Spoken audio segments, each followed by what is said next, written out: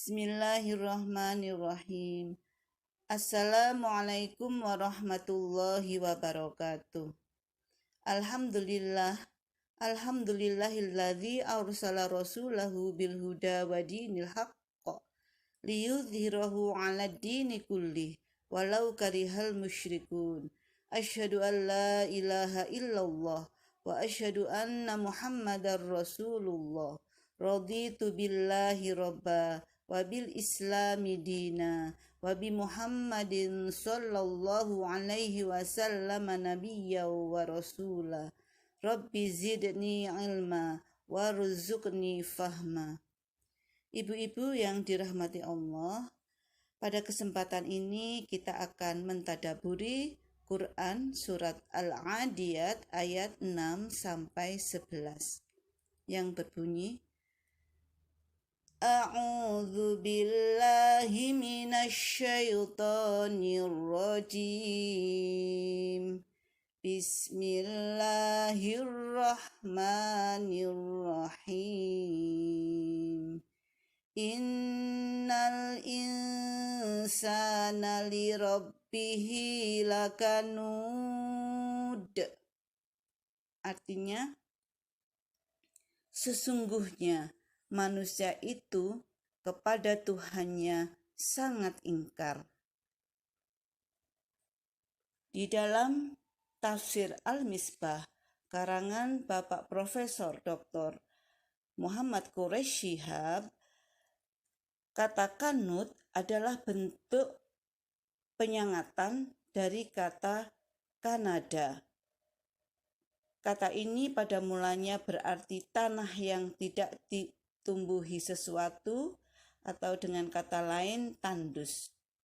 Kemudian berkembang menjadi durhaka, kafir, kikir, dan tidak bersyukur.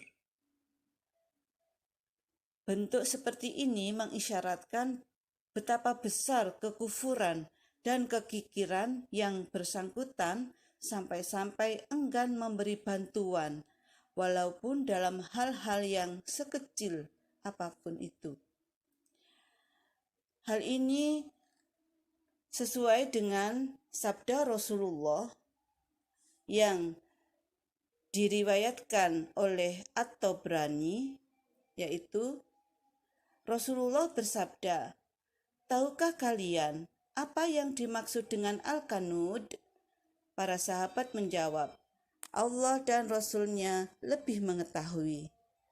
Nabi bersabda, "Al-kanud adalah orang yang tidak mensyukuri nikmat, yang memukul hamba sahayanya, termasuk pembantunya, yang menghalangi bantuan dalam bentuk apapun, memboncengkan seseorang di kendaraannya, serta yang makan sendirian."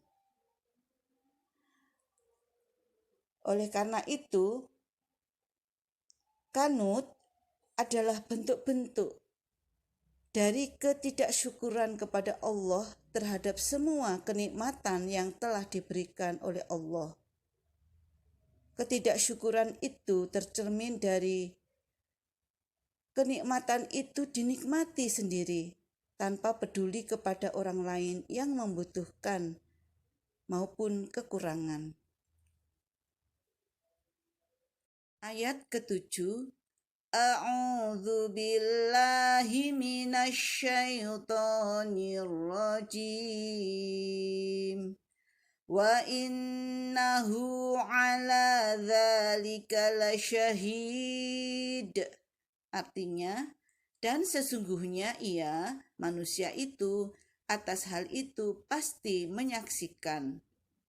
Syahid terambil dari kata syahida, artinya menyaksikan. Di sini syahid menerangkan bahwa orang-orang yang kikir tadi sebenarnya sudah tahu bahwa dirinya bersifat kikir, dan perbuatan itu termasuk perbuatan yang tercela. Sedangkan di akhirat nanti, kekikirannya pasti akan disaksikan karena akan dimintai pertanggungjawabannya. Ayat yang ke-8. A'udzu billahi minasyaitonir rajim. Wa innahu lihubbil khairi lasyadid. Artinya, dan sesungguhnya dia seperti itu disebabkan karena cintanya kepada harta yang amat sangat. Al-khair biasa diartikan sebagai kebaikan, tetapi pada ayat ini adalah diartikan sebagai harta benda. Lasyadid diartikan sangat keras atau berlebih-lebihan. Kata al-khair didahulukan dari asyadid, memberi isyarat bahwa kecintaan tersebut sudah sedemikian mendalam sehingga harta benda didahulukan atas segala sesuatu. Ayat di atas dapat dipahami bahwa Al-Quran tidak melarang seseorang memiliki harta, betapapun banyaknya, selama cara dan penggunaannya benar dan baik. Yang dilarang adalah sikap terlalu cinta terhadap harta, sehingga menjadikan seseorang kikir dan lupa akan kewajiban-kewajibannya.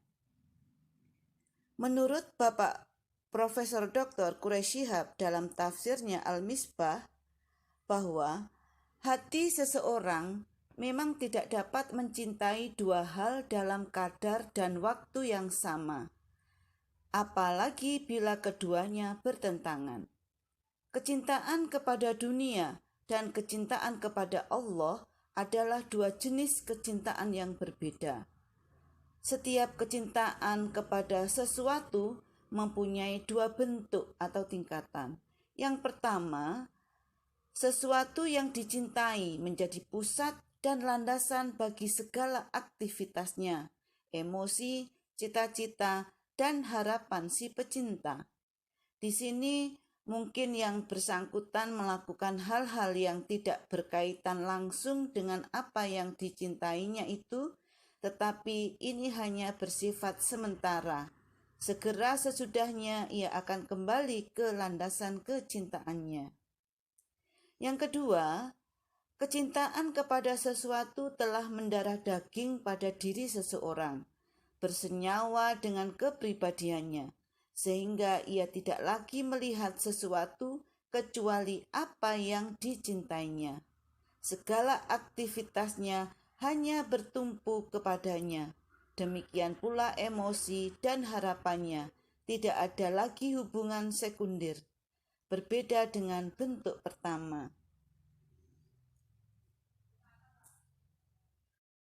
Ayat 9 sampai 11. A'udzu billahi minasyaitonir rajim. Afala ya'lamu idza bu'thira ma fil qubur wa hussila ma fis sudur. Inna rabbahum bihim yawma idzil khabir. Shadaqallahul azim. Terjemahannya, maka apakah dia tidak mengetahui apabila dibongkar apa yang ada di dalam kubur dan dilahirkan apa yang ada di dalam dada? Sesungguhnya Tuhan mereka terhadap mereka pada hari itu Maha mengetahui. Di sini saya mengambil terjemah dari Tafsir Al-Misbah karangan Bapak Profesor Dr. Muhammad Quraish Shihab. Karena kata bu'thiro artinya membolak-balikkan sesuatu yang merujuk kepada pembongkaran secara tergesa-gesa. Sedangkan husila dari kata hausol atau dan hausolah yang mempunyai dua arti, yaitu satu, memisahkan yang baik dari yang buruk. Yang kedua adalah menghimpun, yaitu bahwa amal perbuatan manusia itu dihimpun dalam suatu kitab.